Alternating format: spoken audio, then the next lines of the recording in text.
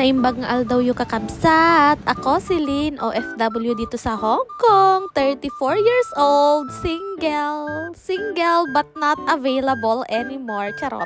So for today's video, may sakit ang inyong kabsat. So naghiga-higa ako, 6:30 pala ng umaga, gumising na ako para magluto ng breakfast ng aking amang babae. Dahil si Sir ay wala, nasa Australia.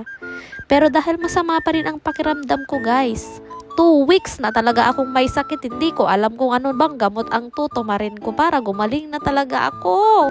Dahil after nga ng aming birthday celebration ay pag-uwi ko ng bahay kinaumagahan ay inubo at sinipon na talaga ako. Sino ba naman kasi yung mag-birthday na naka-short at naka-sleeveless? Napakalamig dun sa lugar kung saan kami nag-celebrate ba?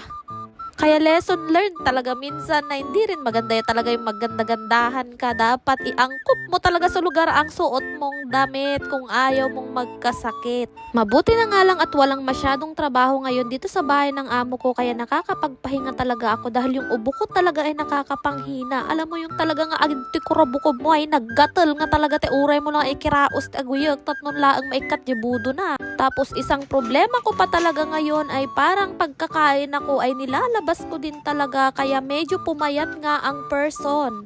Pumayat ako hindi dahil walang makain, pumayat ako dahil hindi na talaga tinatanggap ng katawan ko yung pagkain. As in kapag kumain talaga ako ay nilalabas ko din. Hindi ko na din talaga alam kung ano na bang nangyari sa akin. Bati kasi kayo ng bati na kain, ako ng kain. Ayan, hindi na tuloy ako makakain. So dito nga pala ay mag-order ako ng pagkain ko dahil parang nagke-crave talaga ako sa chicken. So pagbibigyan ko yung sarili ko dahil hindi pa talaga ako kumain. Magbabandang 3:00 na pala to ng hapon.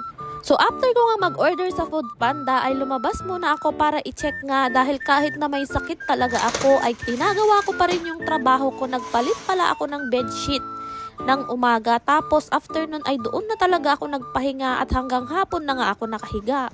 So dito pala sa bahay ng aking amo ay every week talaga akong nagpapalit ng beddings nila at ako na rin ang naglalaba dahil yung washing machine nga namin dito ay medyo malaki at pwede mong labhan yung mga bedsheet nila. At saka yung klase ng bedsheet ng mga amo ko ay maninipis kaya mabilis lang talaga itong matuyo lalo na kahit autumn dito sa Hong Kong ay mainit pa rin. Pero dahil nga masama yung pakiramdam ko ay napakalamig na at yung hampas nga ng hangin dito ay hindi ko na kinakaya kaya lagi na lang akong nakakulong sa kwarto ko.